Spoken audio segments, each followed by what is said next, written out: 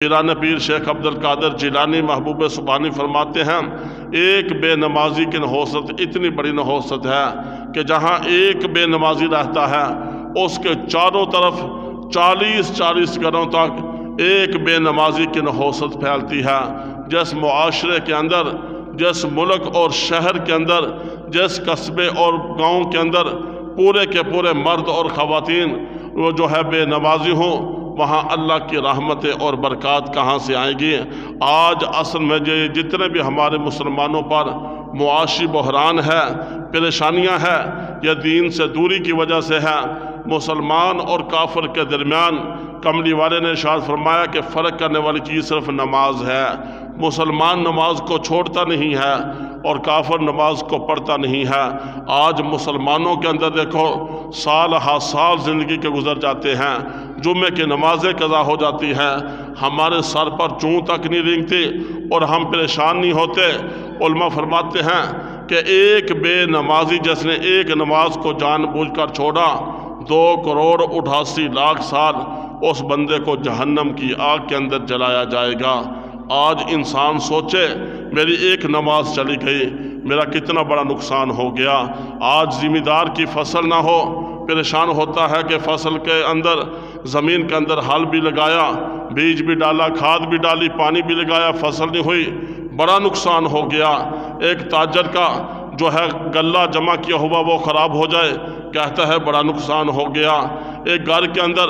ماں باپ اگر ان کا بیٹا لاڈلا بیٹا کوئی برتن توڑ دے، ہم کہتے ہیں بڑا نقصان ہو گیا، ہمارے بچے نے 1000 روپے کا برتن جو ہے توڑ دیا۔ یہ نقصان تو ہمیں ظاہری نقصان جو ہے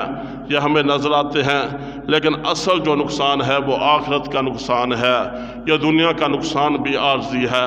یہ دنیا کا فائدہ بھی عارضی ہے، یہ دنیا کی عزت بھی عارضی ہے، یہ دنیا کی ذلت بھی عارضی ہے، یہ دنیا کی وزارت بھی عارضی ہے، یہ دنیا کی صدارت بھی عارضی ہے، یہ دنیا کی امیری غریبی خوبصورتی اور جو ہے بیماری اور تندرستی، یہ دنیا کے عہدے، یہ سب کچھ عارضی ہے۔ اصل آخرت ہے، آخرت ہے۔ جس نے آخرت کو پا لیا، جس نے آخرت کے لیے کامیابی حاصل کر لی، اصل کامیاب وہ ہوا۔ یہ دنیا کی ہر چیز دھوکہ ہے، ہم دیکھتے نہیں ہیں۔ ایک وقت میں بادشاہ ہے، دوسرے وقت میں وہ فقیر ہے، ایک وقت میں بڑا تندرست ہے، دوسرے وقت میں اس سے چلا بھی نہیں جاتا، ایک وقت میں بہت بڑا تاجر ہے، دوسرے وقت میں اس کے پاس کچھ بھی نہیں ہوتا۔ یہ دنیا کی زندگی عارضی ہے، یہاں سب کچھ عارضی ہے۔ انسان خالی ہاتھ آیا ہے اور دنیا سے خالی ہاتھ جائے گا۔ انسان دیکھتا نہیں ہے، ہم روزانہ جنازے پڑھتے ہیں، اپنے عزیز و اقارب کو، دوستوں کو، رشتہ داروں کو منو مٹی کے نیچے رکھتے ہیں، اور منو مٹی کے نیچے رکھنے کے بعد جب ہم گھر کی طرف آنے لگتے ہیں، ایک آواز لگانے والا آواز یوں بھی لگاتا ہے کہ بھائی قبر کے اوپر جو بھی ساز و سامان ہے وہ اٹھا لو۔ سارا کا سارا سامان تو پہلے ہی اٹھا لیا جاتا ہے، اب تو اس کے ساتھ کچھ بھی نہیں گیا، تو وہ مرنے والا یہ پیغام دے کر جاتا ہے، ارے بھائی خالی ہاتھ دنیا کے اندر آئے ہیں اور خالی ہاتھ ہی اس دنیا سے جانا ہے۔ خدا نہ خواستہ، خدا نہ خواستہ اگر دنیا کے اندر من چاہی زندگی گزاری تو ہمارا ٹھکانہ بہت برا ہو جائے گا۔ حدیث مبارکہ کے اندر آتا ہے جب مردے کو قبر کے اندر رکھا جاتا ہے، منکر نکیر سوال کرتے ہیں، ہر منکر مسلمان ہے چاہے کافر ہے، اس سے 3 سوال ہونے ہیں، من ربو کا، ما دین کا، من نبی کا، تیرا رب کون ہے، تیرا رسول کون ہے اور تیرا دین کیا ہے۔ اگر تو تینوں سوالوں کے جواب صحیح آ گئے تو اس کے لیے جنت کے دروازے کھل جائیں گے، اس کی کمبر کے اندر جنت کا بستر بچھا دیا جائے گا اور اس کو جو ہے چین اور سکون کے ساتھ وہ قبر کے اندر سویا رہے گا۔ اگر خدا نہ خواستہ یا دنیا کی چند دن کی زندگی اور دنیا کے یہ چند دن کے زندگی کے پیچھے ہم نے من چاہی زندگی گزار دی، تو پھر قبر کے اندر جب رکھا جائے گا، یہ تینوں سوالوں کے جواب اگر نہ آئے تو پھر کیا ہوگا؟ قبر کے اندر جو ہے جہنم کا بستر بچھا دیا جائے گا۔ جہنم کا بستر کیا ہے؟ بڑکتی ہوئی آگ ہے، اس کو بچھا دیا جائے گا۔ انسان کو اس کے اوپر جو ہے لیٹنا پڑے گا اور جہنم کی طرف سے کھڑکیاں کھول دی جائے گی اور قبر کے اندر اس کو عذاب ہوتا رہے گا بدعمالیوں کی وجہ سے، زبان کے غلط استعمال کی وجہ سے، آنکھ کے غلط استعمال کی وجہ سے، کانوں کے غلط استعمال کی وجہ سے، ہاتھ اور زبان سے کسی کو تکلیف دینے کی وجہ سے، غیبت کرنے کی وجہ سے، اور جو ہے شراب پینے کی وجہ سے، اور جتنی معاشرتی برائیاں ہیں ان کی وجہ سے بندے کو عذاب قبر ہوتا رہے گا۔ جو قبر کا معاملہ بڑا مشکل ہے، حدیث مبارکہ کا مفہوم ہے جب مردے کو قبر کے اندر رکھا جاتا ہے، اور جو ہے جب بے نمازی کو قبر کے اندر رکھا جاتا ہے، بے نمازی کو جب قبر کے اندر رکھا جاتا ہے، اے اللہ تبارک و تعالی ایک بہت بڑا اژدہا سانپ جو بہت ڈرونی اس کی شکل ہے اور بہت ہی عجیب اس کی صورتحال ہے، اس کو بے نمازی پر مسلط کر دیتا ہے۔ وہ سانپ مردے کو ڈنگ مارتا ہے، دبوچتا ہے، وہ 70 ہاتھ زمین کے اندر دنس جاتا ہے، وہ دوبارہ کھینچتا ہے اور ڈنگ مارتا ہے، اس طرح اس کو ڈنگ مارتا ہے، اذیت دیتا ہے، تکلیف دیتا ہے، اور وہ اژدہا وہ سانپ کہتا ہے میرے رب نے مجھے تیرے اوپر مسلط کیا، فجر کی نماز چھوڑی ظہر تک تجھے ڈنگ مارتا رہوں گا، ظہر کی نماز چھوڑی عصر تک تجھے ڈنگ مارتا رہوں گا، عصر کی چھوڑی مغرب تک ڈنگ مارتا رہوں گا، مغرب کی چھوڑی عشاء تک، عشاء کی چھوڑی فجر تک تجھے جو ہے میں ڈنگ مارتا رہوں گا۔ دوستو نماز کا چھوڑنا یہ بہت بڑا نقصان ہے۔ لا الہ الا اللہ محمد الرسول اللہ پڑھنے کے بعد سب سے پہلا جو فرض عائد ہوتا ہے وہ کیا ہے؟ نماز ہے۔ جس نماز کو میرے نبی نے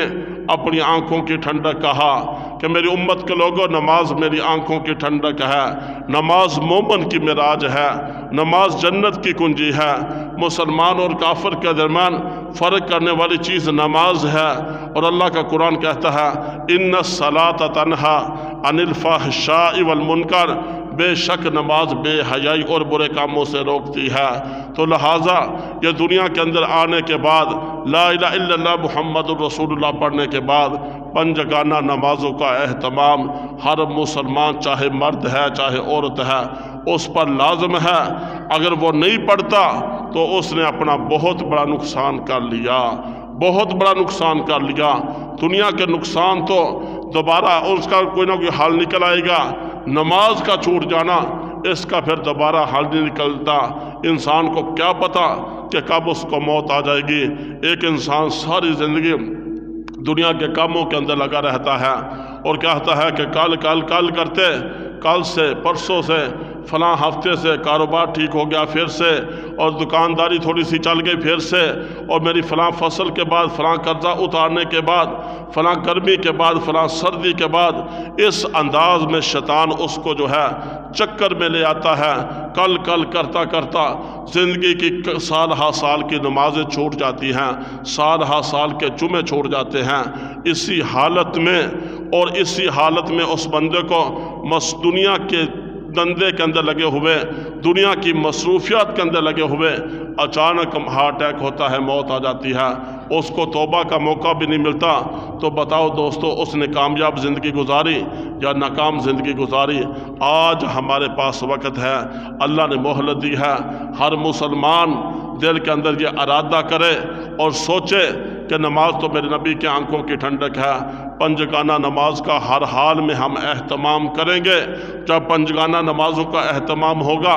دنیا کے سارے مسئلے ٹھیک ہو جائیں گے۔ جو سب سے مین مسئلہ ہمارا رزق کا ہے، اللہ ہمارے رزق کے اندر فراوانی عطا کر دے گا۔ یہ نمازیں کہاں پڑھی جاتی ہیں؟ ہم گھر کے اندر نماز پڑھیں ایک نماز کا ثواب ملتا ہے، مسجد کے اندر آ کر جماعت کے ساتھ نماز پڑھیں 27 نمازوں کا ثواب ملتا ہے۔ یہی نماز مسجد اقصی قبلہ اول کے اندر جا کر پڑھیں 25,000 کا ثواب ملتا ہے۔ اللہ کے محبوب کی پیاری مسجد نبوی کے اندر ایک نماز پڑھے 50,000 نمازوں کا ثواب ملتا ہے۔ اور بیت اللہ جو اللہ کا گھر ہے، زمین کی مرکزی جگہ ہے، انوارات و تجلیات کا جو مرکز ہے، وہاں جا کر ایک نماز پڑھنے سے 1,00,000 نمازوں کا ثواب ملتا ہے۔ وہ خوش نصیب لوگ ہیں جنہوں نے بیت اللہ کو دیکھا، وہ خوش نصیب لوگ ہیں جنہوں نے صفا مروہ کو دیکھا، وہ خوش نصیب لوگ ہیں جنہوں نے حجر اسود کو دیکھا، وہ خوش نصیب لوگ ہیں جنہوں نے مقام ابراہیم کو دیکھا، وہ خوش نصیب لوگ ہیں جنہوں نے مکے کی گلیوں کو دیکھا، جنہوں نے احد پہاڑ کو دیکھا، جنہوں نے مزدلفہ کو دیکھا، جنہوں نے عرفات کو دیکھا، جنہوں نے مکے کو دیکھا، وہ بھی بڑے خوش نصیب ہیں۔ وہ بھی بڑے خوش نصیب ہیں جنہوں نے مدینے کو دیکھا، مدینے کی گلیوں کو دیکھا، اور جنہوں نے جنت البقیع کے قبرستان کو دیکھا۔ جن لوگوں کو اللہ نے حج اور عمرے کی سعادت نصیب فرمائی ہے، جو تو بہت ہی خوش نصیب لوگ ہیں، ان کی خوش نصیبی کی کیا انتہا ہو سکتی ہے، ان کے مقدروں کی کیا انتہا ہو سکتی ہے۔ ہم یہاں بیٹھ کر کہیں سبحان اللہ، ایک مرتبہ سبحان اللہ کہیں 10 کے برابر اجر و ثواب ملتا ہے۔ بیت اللہ کے اندر بیٹھ کر سبحان اللہ کہنے والا، اس کو جو ہے 1,00,000 دفعہ سبحان اللہ کہنے کے برابر اجر و ثواب ملتا ہے۔ یہ جتنی بھی مساجد ہیں یہ اللہ کی یاد کے لیے، اللہ کی عبادت کے لیے بنائی گئی ہیں، اور اللہ کے محبوب صلی اللہ علیہ وسلم ارشاد فرماتے ہیں من بنا للہ مسجدا بنا اللہ لہ بیتا فی الجنہ،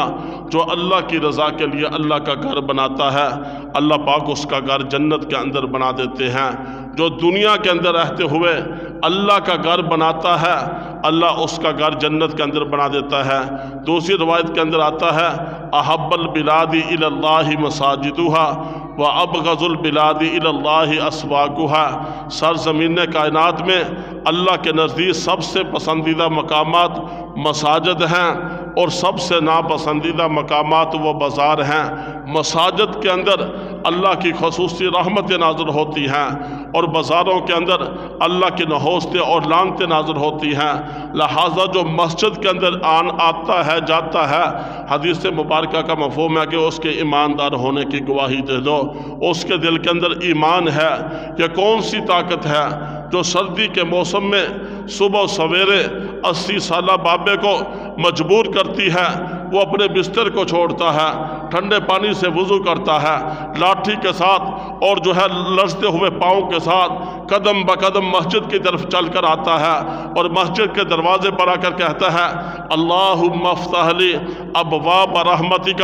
اللہ میرے لیے رحمت کے دروازے کھول دے۔ اگر وہ نہ اٹھے کیا اس پر کوئی FIR تو نہیں کٹ جائے گی، لیکن یہ اس کے دل کے اندر ایمان ہے، اللہ اور اس کے رسول کی محبت ہے، لا الہ الا اللہ محمد الرسول اللہ، اس کے تقاضے کو پورا کرنے کے لیے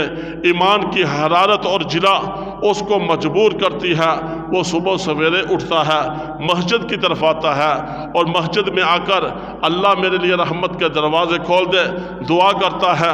اس کے بعد سجدہ کرتا ہے، اللہ کے گھر کے اندر آ کر بیٹھ جاتا ہے۔ نماز کے انتظار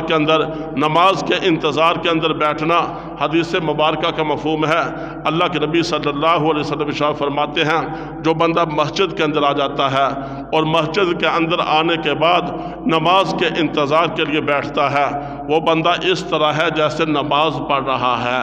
نماز کے انتظار میں بیٹھنا اس طرح ہے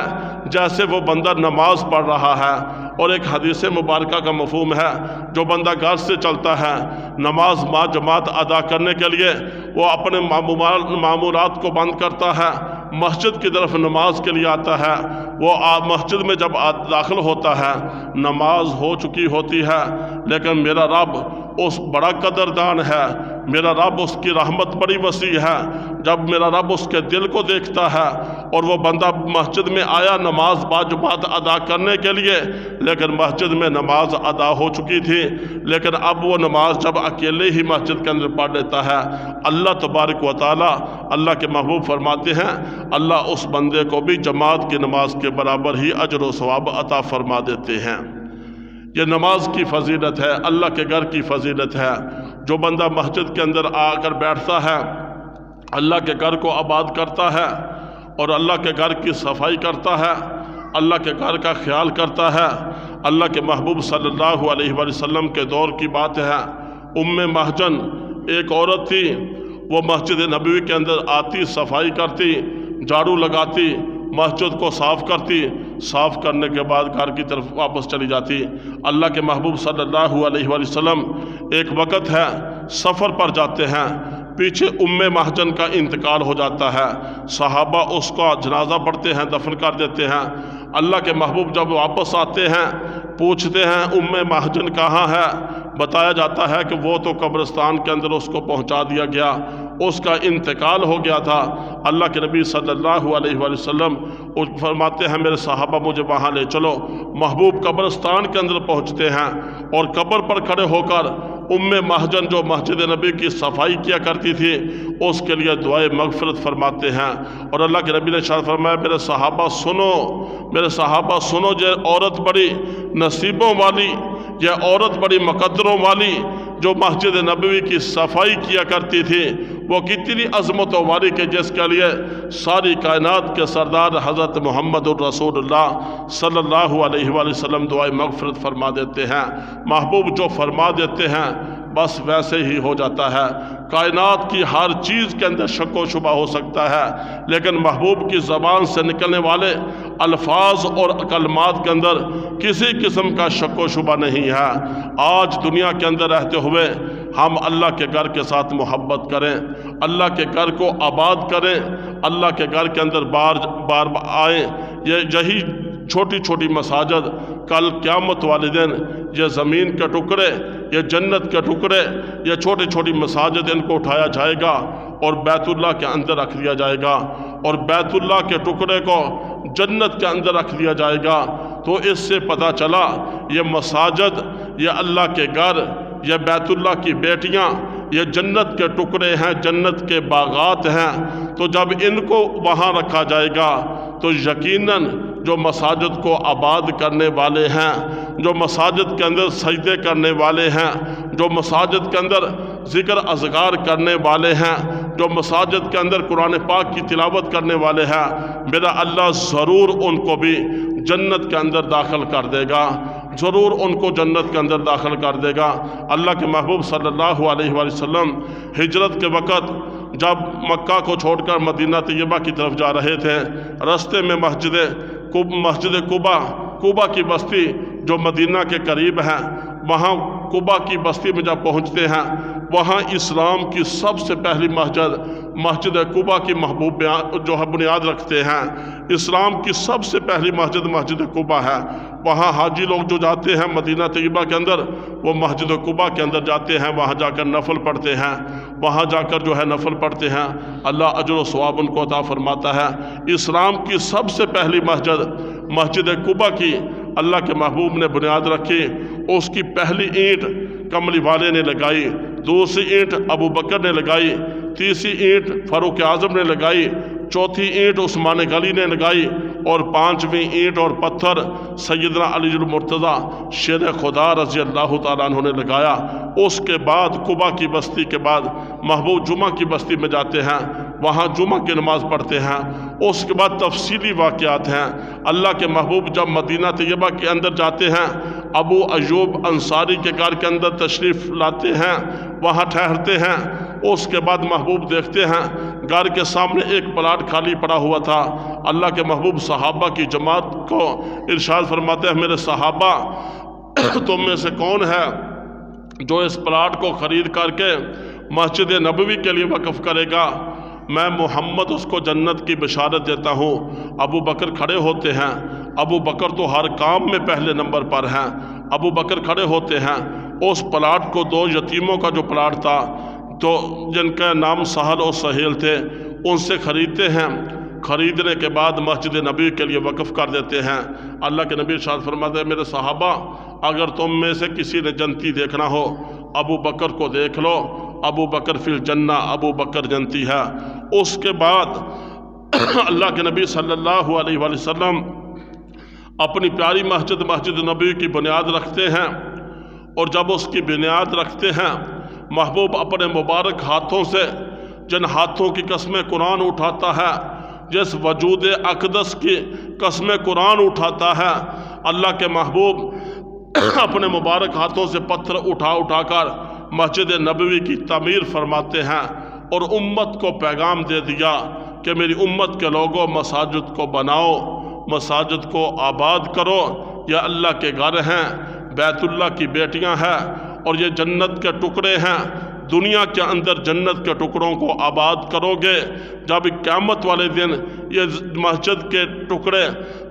جنت کے اندر جائیں گے، اللہ آباد کرنے والوں کو بھی جنت کے اندر عالی شان محلات عطا فرمائے گا۔ اور ساتھ ارشاد فرما دیا، من بنا للہ مسجداً بن اللہ لہ بیتاً فی الجنہ، جس نے اللہ کی رضا کے لیے اللہ کا گھر بنایا، اللہ اس کا گھر جنت کے اندر بنا دیتے ہیں۔ اور ایک حدیث مبارکہ کے اندر آتا ہے، احب البلاد الی اللہ مساجدها وابغض البلاد الی اللہ اسواقها، سرزمین کائنات میں اللہ کے نزدیک سب سے پسندیدہ مقامات مساجد ہیں اور سب سے ناپسندیدہ مقامات وہ بازار ہیں۔ اور ایک حدیث کے اندر آتا ہے، ایک روایت کے اندر اللہ کے محبوب صلی اللہ علیہ وسلم ارشاد فرماتے ہیں، جس شخص نے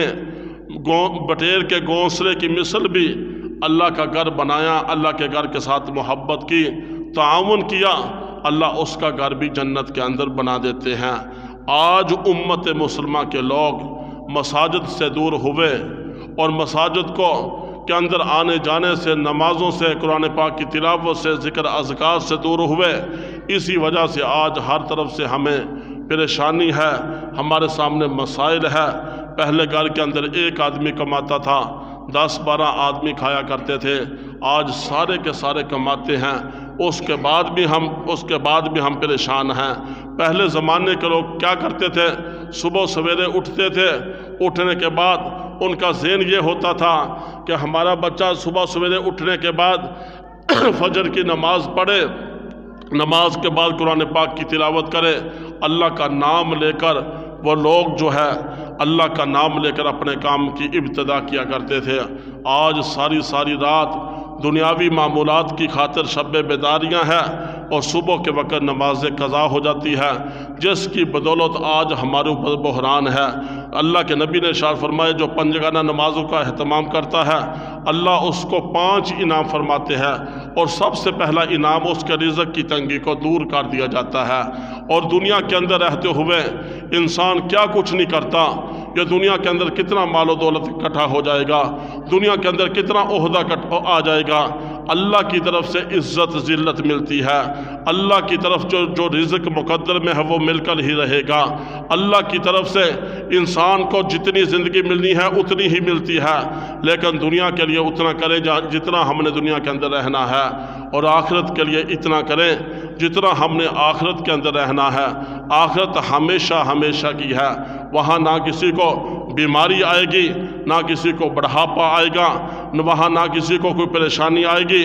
جنت کے اندر جو چلا گیا ہمیشہ کی کامیابی اس نے حاصل کر لی، ہمیشہ کا چین اور سکون اس نے حاصل کر لیا۔ دنیا کے اندر کتنے بڑے بڑے بادشاہ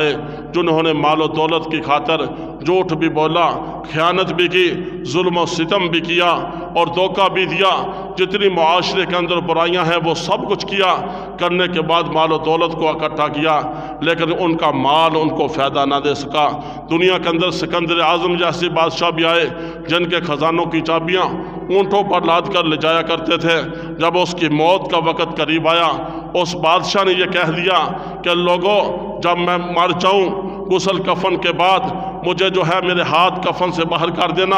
لوگوں نے کہا بادشاہ سلامت، عجیب باتیں کرتے ہو، یہ کیسی بات کرتے ہو، کفن سے ہاتھ باہر کر دینا۔ اس سکندر اعظم بادشاہ جو اتنا بڑا بادشاہ کہ جس کے خزانوں کی چابیاں اتنی زیادہ تھی کہ اونٹوں پر لاد کر اس کے خزانوں کی چابیوں کو لے جایا جاتا تھا، اس نے کہا کہ میں دنیا والوں کو بتا دینا چاہتا ہوں کہ وہ سکندر اعظم جیسا عظیم الشان بادشاہ کہ جس کے خزانوں کی چابیاں اونٹوں پر لاد کر لے جایا کرتے تھے، آج وہ دنیا سے گیا ہے، دونوں ہاتھ خالی لے کر گیا ہے، دونوں ہاتھ خالی لے کر گیا ہے۔ اور حقیقت بھی یہی ہے، انسان کو دفن کیا جاتا ہے، جو ہے مردے کو دفن کیا جاتا ہے، ہر چیز کو واپس لایا جاتا ہے۔ انسان کے ساتھ جانے والی اگر کوئی چیز ہے، اس کے نیک اعمال ہیں، اس کی نمازیں ہیں، قرآن پاک کی تلاوت ہے، صدقہ خیرات ہے، غریبوں کے سر پر دست شفقت ہے، یا جتنی بھی نیکی کے کام ہے، اللہ اور اس کے رسول کی رضا کے کام ہے، یہ انسان کے ساتھ جانے والے ہیں۔ اس وقت انسان پچھتائے گا کہ کاش وقت ہوتا اللہ کے راستے میں خرچ کر لیتا، کاش وقت ہوتا اللہ کے حضور سجدہ کر لیتا، کاش وقت ہوتا ندامت کے آنسو بہا لیتا، کاش وقت ہوتا اللہ سے پکی اور سچی توبہ کر لیتا، کاش وقت ہوتا ساری زندگی ایک گناہ بھی نہ کرتا، ساری زندگی نیکیاں ہی کرتا رہتا، لیکن یہ وقت انسان کے پاس بہت کم ہے۔ ہماری منزل بہت لمبی ہے، ہماری منزل بہت لمبی ہے، ہمارے پاس وقت بہت کم ہے۔ کامیاب انسان وہی ہے جس انسان نے دنیا کے اندر رہتے ہوئے اپنی صبح اور شام، اپنے دن اور رات کو اللہ اور اس کے رسول صلی اللہ علیہ وآلہ وسلم کے اتباع اور سنت اور اس کے حکموں کے مطابق گزار دیا۔ جب وہ بندہ اللہ اور اس کے رسول لا الہ الا اللہ محمد الرسول اللہ پڑھنے والا، اللہ اور اس کے رسول صلی اللہ علیہ وسلم کے احکامات کو پورا کرنے والا، جب اس کو موت آتی ہے اللہ اس سے راضی ہوتا ہے۔ جس سے اللہ راضی ہوتا ہے اللہ اس کو موت کی سختی سے بچا لیتا ہے۔ حدیث مبارکہ کا مفہوم ہے جب نیک بندے کو موت آتی ہے، ایسے موت آتی ہے جیسے تازہ مکھن کے پیڑے کے اندر بال ہو، بال کو کھینچا جائے، بال آسانی کے ساتھ وہ مکھن کے تازہ پیڑے سے باہر آ جاتا ہے۔ جب ایمان والے مسلمان بندے کو موت آتی ہے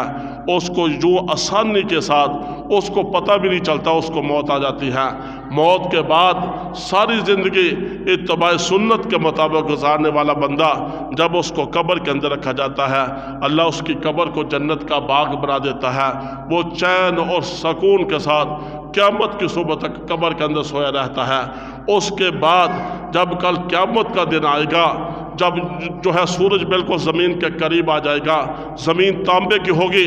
اس وقت میرا اللہ اس بندے کو اپنے عرش کا سایہ نصیب فرما دیتا ہے۔ اور میدان محشر میں جب حساب و کتاب شروع ہوتا ہے اور حساب و کتاب کے وقت 120 صفحے بنی ہوئی ہوں گی، ساری امت کے لوگ، سارے نبی اور رسول، آدم سے لے کر آخری انسان تک، ہر انسان وہاں جمع ہو جائے گا اور وہاں اعلان ہو جائے گا آج فلاں ابن فلاں دنیا کے اندر سنبھل کر چلنے والا نوجوان، آج فلاں ابن فلاں دنیا کے اندر اللہ اور اس کے رسول صلی اللہ علیہ وسلم کے احکامات کو پورا کرنے والا مسلمان، وہ کامیاب ہو کر ہمیشہ ہمیشہ کے لیے جنت کے اندر چلا گیا۔ اس وقت انسان کی عزت بن جائے گی۔ آج چند لوگوں کے سامنے کوئی بندہ ہماری تعریف کر دے، ہم کہتے ہیں تم ہمارے بڑے محسن ہو، ہماری تعریف کر دی، ہماری عزت بن گئی۔ اگر چند آدمیوں کے سامنے کسی کی تذلیل ہو جائے، وہ کہتا ہے بھائی تجھے معاف نہیں کروں گا، چند آدمیوں کے سامنے تو نے میری تذلیل کر دی، اب تجھے معاف نہیں کرے گا۔ بھائی یہ دنیا کی عزت بھی عارضی، ذلت بھی عارضی، عزت اور ذلت کا معیار کل قیامت کا دن ہے، جس وقت اعلان ہوگا آج فلاں ابن فلاں کامیاب ہو کر ہمیشہ ہمیشہ کے لیے جنت کی طرف چلا گیا، آج فلاں ابن فلاں ناکام ہو کر ہمیشہ ہمیشہ کے لیے جہنم کی طرف چلا گیا۔ اللہ پاک سے دعا ہے اللہ پاک ہم سب کو زندگی کے جتنے بھی لمحات ہیں